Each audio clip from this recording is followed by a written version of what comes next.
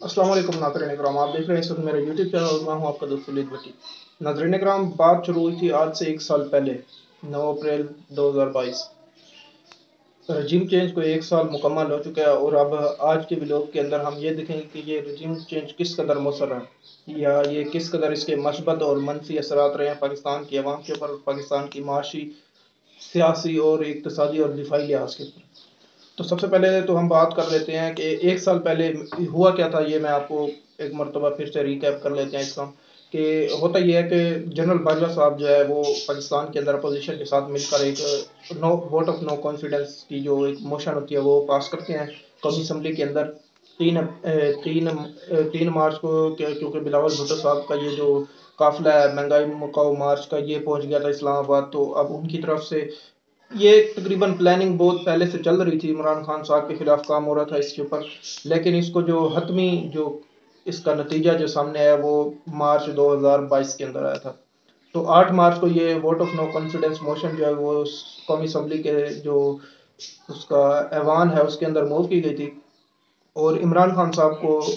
उनके अहदे से हटाने के लिए ये मोशन थी। इसके अंदर नाज़रीन करम इस्टेब्लिशमेंट का बहुत अहम किरदार था। इस्टेब्लिशमेंट इसके अंदर एक पार्टी बनी हुई थी, लेकिन इमरान खान साहब को उस वक्त तक ये बताया जा रहा था और पाकिस्तान के मीडिया के ऊपर ये चलाया जा रहा था कि इस्टेब्लिशमेंट इस वक्त न्यूट्रल हो चुकी है, जबकि इस्टेब्लिशमेंट उस वक्त पाकिस्तान के अंदर जो अपोजिशन थी उस वक्त की अपोजिशन जमातें थी जिसके जो कि पीडीएम का एक पूरा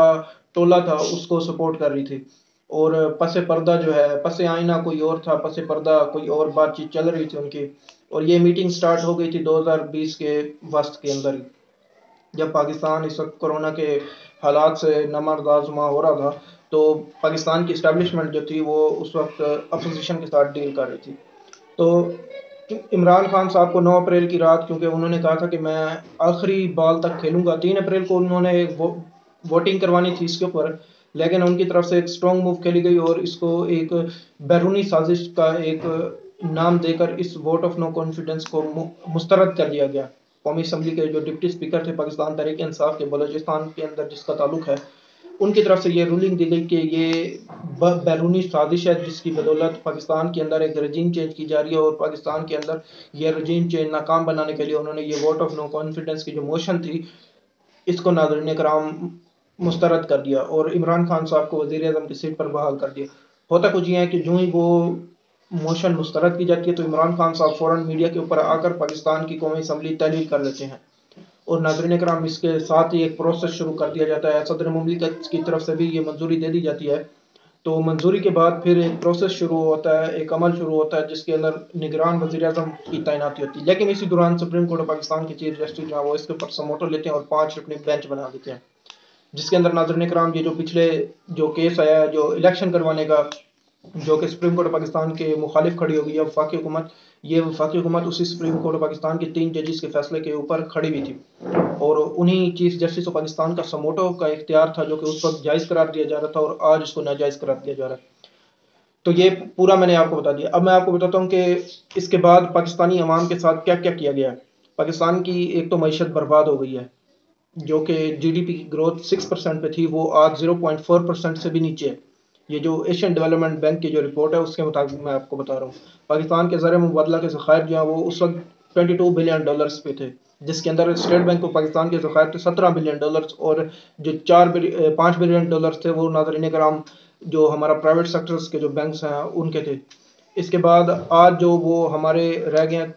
9.5 बिलियन के ऊपर, जिसके अंदर नाज़रीन कराम हमारे 4 बिलियन जो स्टेट बैंक के ज़खायर हैं वो 4 बिलियन है और इसके अलावा जो पाकिस्तान के जो कमर्शियल बैंक हैं उनके $5 बिलियन हैं, $5.5 बिलियन। एक तो यहाँ पर गिरावट हुई है और दूसरी नाज़रीन कराम दिफाई लिहाज से हम किस तरह कमज़ोर हुए हैं कि हमारा जो एक मजबूत अलाय था अफगानिस्तान के साथ, क्योंकि साबिक DJISI जो थे वो अफगानिस्तान के साथ एक नया ब्लॉक बनाने की कोशिश कर रहे थे। Saudi Arabia, Afghanistan, Pakistan, Qatar, UAE, Indonesia, Malaysia, तुर्की, और ये इस्लामिक ब्लॉक बनाने की कोशिश की जा रही थी जनाब इमरान अहमद खान याद साहब की तरफ से। लेकिन आज वो सऊदी अरेबिया और ईरान जो कि मुसलसल इमरान खान साहब ये चाह रहे थे कि इनके आपस में ताल्लुकात जो है अस्तवार किया जाए फिर से, लेकिन जो पाकिस्तानी मीडिया था वो क्योंकि हैंडलर्स के हाथ में था और इस्टेब्लिशमेंट उसको कंट्रोल कर रही थी तो इमरान खान साहब के ऊपर बेजा तनकीद की गई کہ یہ کس طرح سے ہو سکتا ہے کہ ایک مقروض ملک، دو جو ملک ہیں ہمسایہ ملک، ان کو آپس میں جوڑنے کی کوشش کر رہے ہیں، اور عمران خان صاحب یہ کیسے کر سکتے ہیں؟ اس وقت ناظرین کرام عمران خان صاحب کا بہت مذاق بھی اڑایا گیا تھا، لیکن آج ہم دیکھتے ہیں کہ وہی سعودی عربیہ اور ایران کے تعلقات بھی استوار ہو چکے ہیں، ایران اور یو اے کے تعلقات بھی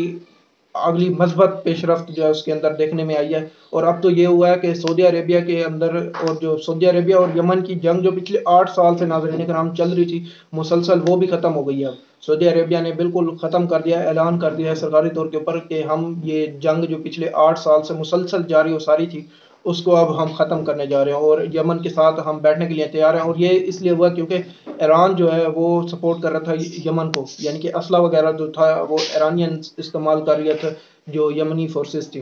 حوثی باغی بیسیکلی آپ کہہ سکتے ہیں ان کو۔ تو اب ایران نے یہ ایک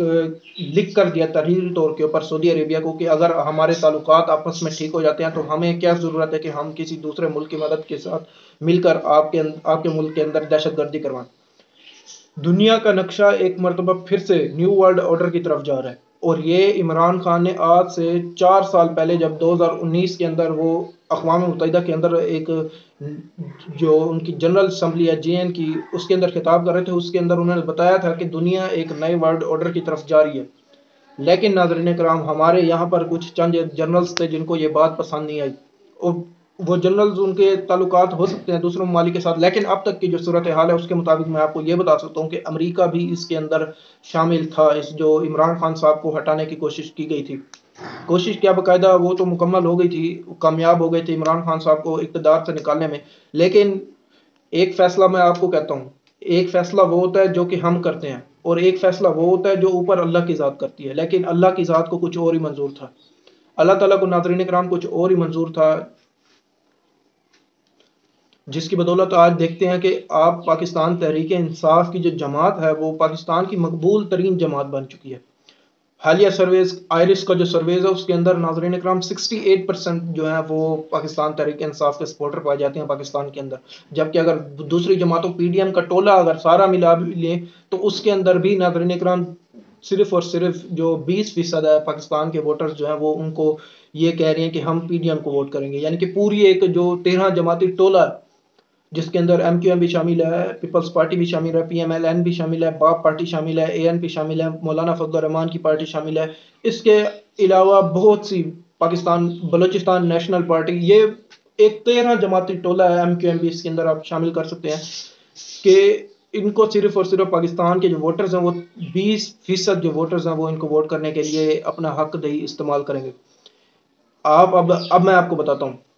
کہ اب الیکشن کیوں نہیں کروانے جا رہے، اور سپریم کورٹ کے اندر کیوں یہ ڈیوائیڈنس جو ہے یہ کریٹ کرنے جا رہے ہیں کہ کسی طرح سپریم کورٹ آف پاکستان تقسیم ہو جائے، اور سپریم کورٹ آف پاکستان کے اب تک کے جو سامنے آئے ہیں حالات سامنے آ رہے ہیں اس کے مطابق سپریم کورٹ آف پاکستان کے اندر بھی چند ایک شخصیات ہیں جو کہ حکومت کی اعلی کار بنی ہوئی ہیں۔ اب یہ جج صاحب کہیں گے کہ ہماری توہین عدالت کر دی ہے، لیکن میں ان کو بتاتا چلوں کہ آپ کے ہی فیصلے تھے کہ آپ نے جب ایک تقریب کے اندر کھڑے ہو کر یہ کہا تھا کہ ججز اور جنرلز کے اوپر عوام کو مکمل طور پہ اوپر اختیار ہے کہ وہ تنقید کر سکیں۔ آئے ہم بات کرتے ہیں جی،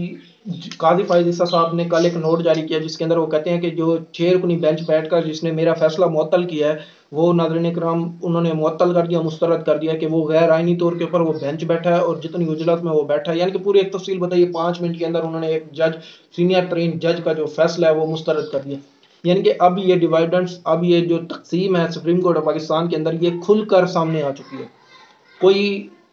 شخص بھی اس کو نہیں جھٹلا سکتا کہ سپریم کورٹ آف پاکستان اس وقت تقسیم نہیں ہے۔ ہر بندے کو یہ پتہ ہے سپریم کورٹ آف پاکستان کے اندر ایک جسٹس قاضی فائز عیسیٰ کا گروپ بن چکا ہے اور جسٹس منیب اختر صاحب کا ایک گروپ بن چکا ہے۔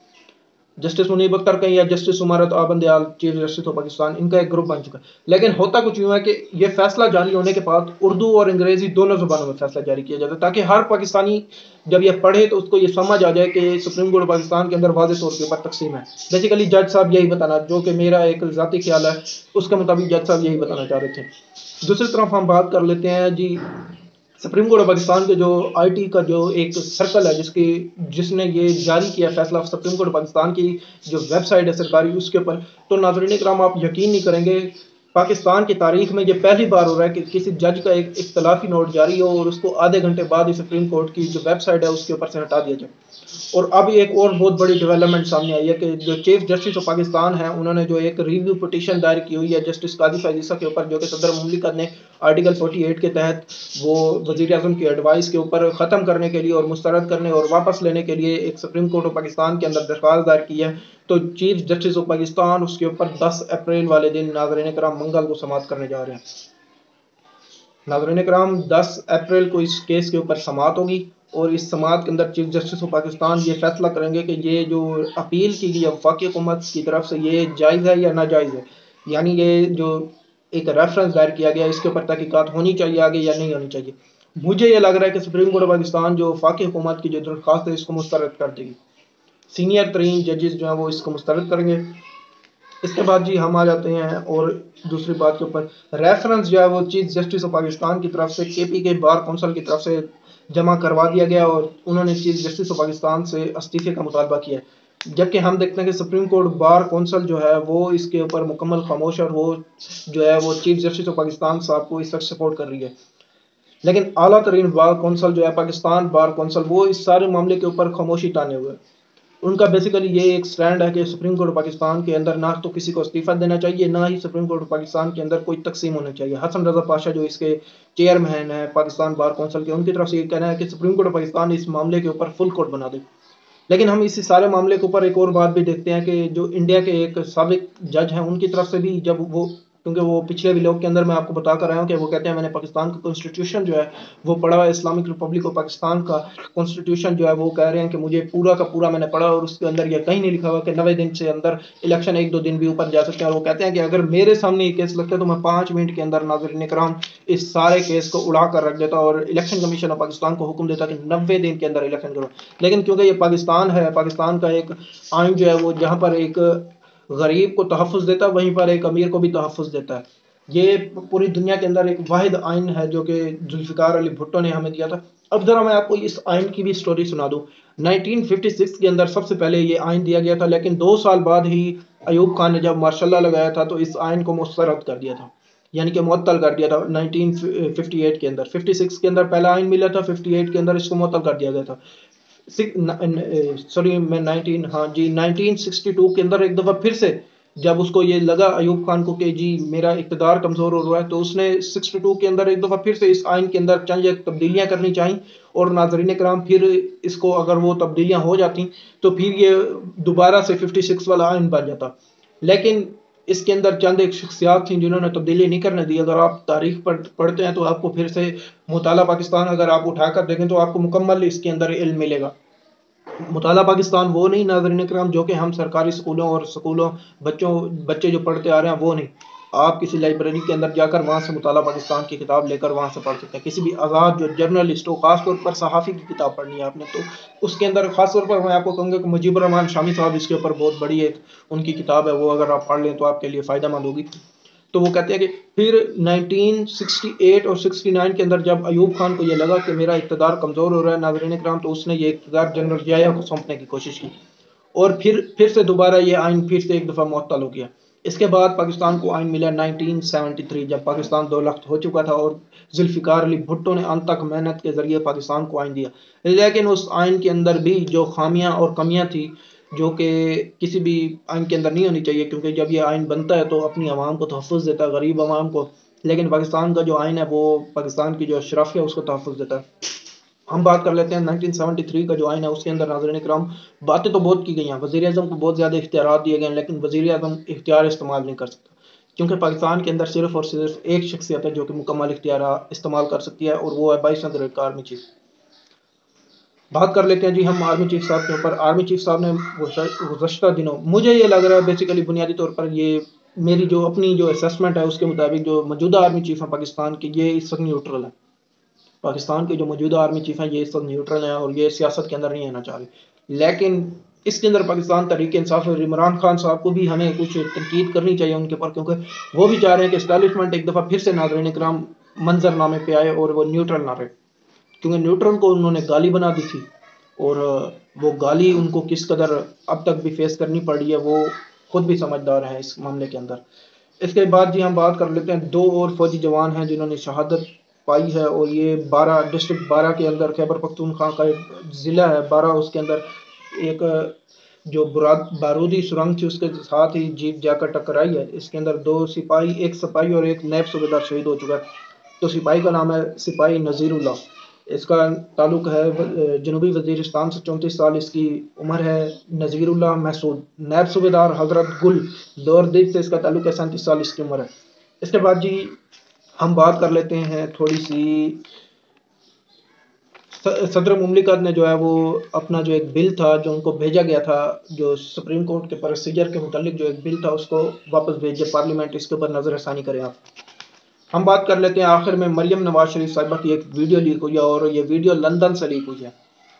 آپ بات سن رہے ہوں گے کہ جی کون سی ویڈیو لیک ہوئی ہے۔ بات یہ ہے کہ ناظرین کرام، مریم نواز شریف صاحبہ ایک سٹور کے اندر جاتی ہیں، وہاں پر ایک عورت ان کو ملتی ہے جو کہ ان کے سامنے موبائل کرتی ہے، تو مریم نواز شریف صاحبہ خوش ہو جاتی ہیں کہ میرے کو تصویر بنانے کے لیے میرے ساتھ کوئی عورت آئی ہے، تو وہ بڑی خوش اسلاف اور ان کا چہرے سے بڑا خوشی محسوس ہو رہی ہوتی ہے۔ جب وہ سامنے جاتی ہے تو وہ عورت کہتی ہے can you see my family are those,